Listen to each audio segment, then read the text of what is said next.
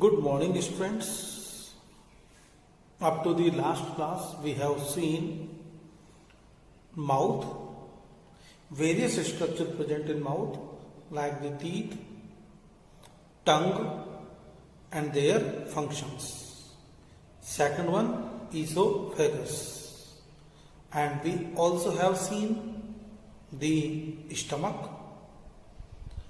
And now, today we are going to discuss small intestine. Small intestine is a long, narrow tube-like structure, right? And this narrow, long tube-like structure known as small intestine. Stomach open into the small intestine. Got it? Now, in this small intestine, there are certain glands are present. They pour their digestive juices, enzymes into this small intestine. What are these glands? Number one, liver, pancreas, and third gland is the intestinal gland. Third gland is the intestinal glands. These glands pour their secretion, pour matlab dalna. These glands pour their secretion into the small intestine. The food get completely digested in the small intestine. So, the question arises over here, what is the site? The complete digestion. Digestion completes, finish into the small intestine. Got it? Now, after digestion bhi ho gaya. Then, after digestion, what happened over here? Carbohydrates, all the starch broken down into sugars. Starch broken down into sugar totally. Second one, fats. Fats broken down into fatty acids and glycerol. Fats broken down into fatty acids and glycerol. Next, proteins. Proteins are broken down into amino acids. Now these digested food, simple food, get absorbed. The absorption in case of the small intestine with the help of a number of the, suppose this is the pipeline. If this is pipeline, long pipeline, then how the absorption will take place efficiently? So, to efficient absorption of the food, there are the inner lining like this. And these are known as villi. Villi, the inner lining of the small intestine having finger-like projections. These are known as villi. And villi helpful in the food absorption, efficient food absorption. Got it? So, which is the site of complete digestion? Small intestine. Which is the site of food absorption? Small intestine. Complete digestion of the food? Small intestine. Complete absorption of the food? Small intestine. Got it? Now, from the small intestine, food enters into large intestine. Food enters into large intestine. And large intestine is slightly broad, wider in size. That's why it is known as large intestine. Got it? So, the large intestine, what happened in the large intestine? In the case of the large intestine, there is only absorption of water from the food. Absorption of water from the food.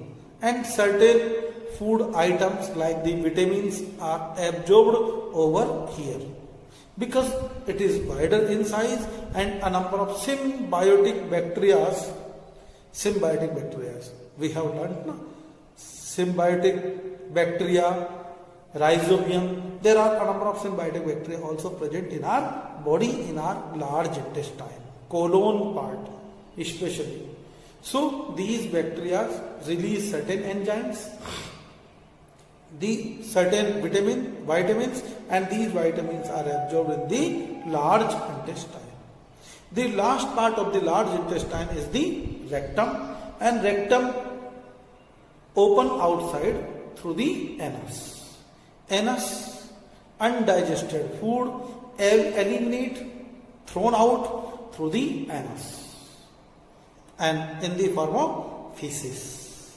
Undigested food expelled out in semi-solid state through the anus. This is over small intestine and large intestine. Do you know what do you mean by large intestine and small intestine? You are looking this entire portion. This entire portion is the small intestine. This entire portion is called small intestine, right? Yes. Now look over here. This portion. Are you looking? This portion? This is the large intestine. This portion is large intestine. Got it?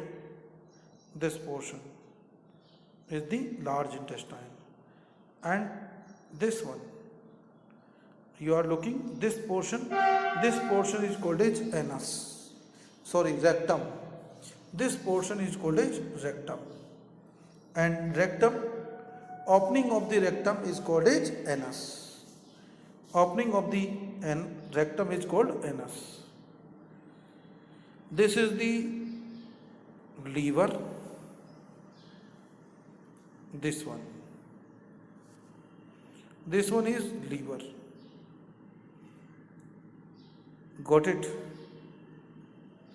This one is the liver, and this one is stomach. This one is stomach. This is liver and this is stomach. Got it?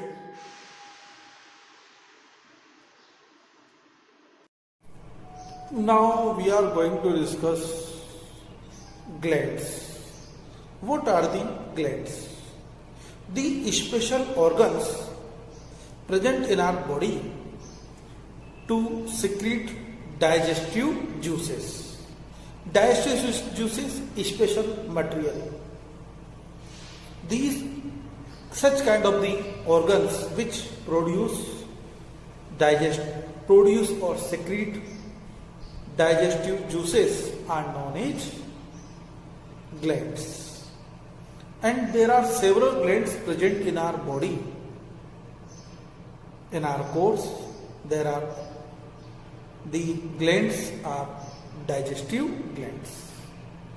So, number one digestive gland is the present in our mouth, and there are three pair of the digestive glands in our mouth. Salivary glands. What we call them? Salivary glands. Salivary glands present in the three pair in number and present in the mouth. One pair just below the ear, like here, this portion. Second one is the just below the tongue.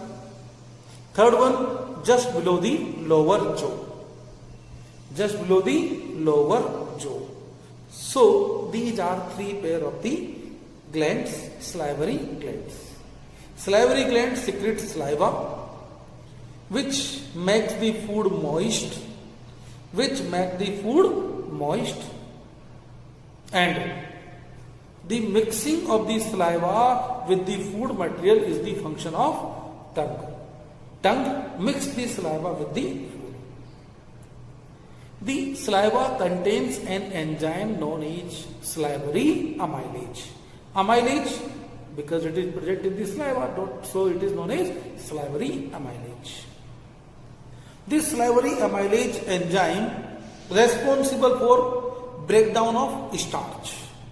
About 25% digestion, 25 to 30% digestion take place in the mouth during chewing. That's why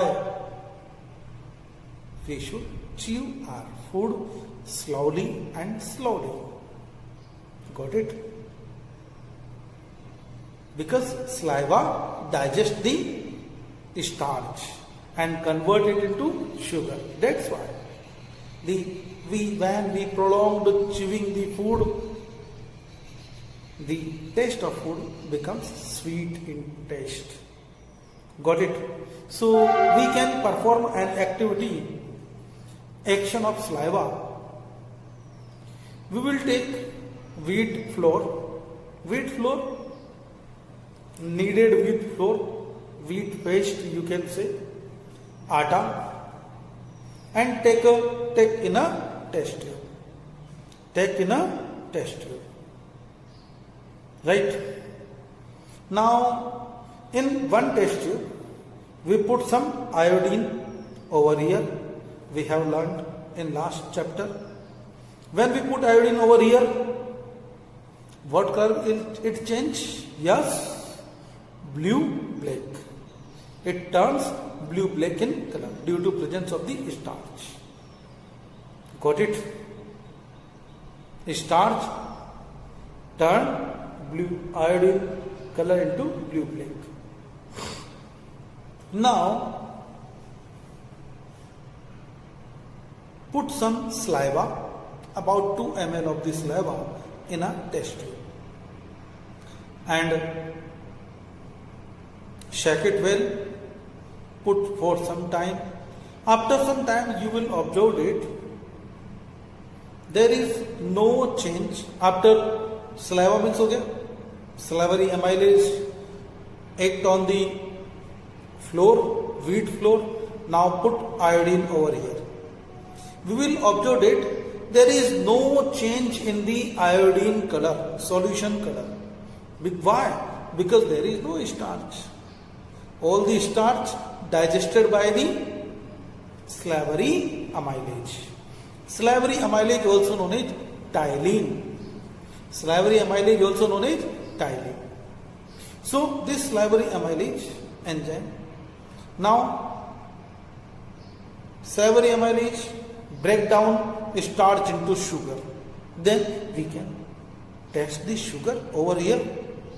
How can we do this test? We will put some Benedict solution. What I tell over here.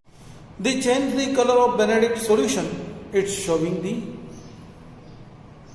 presence of starch, presence of sugar in the food. Saliva break down the starch into sugar. Got it?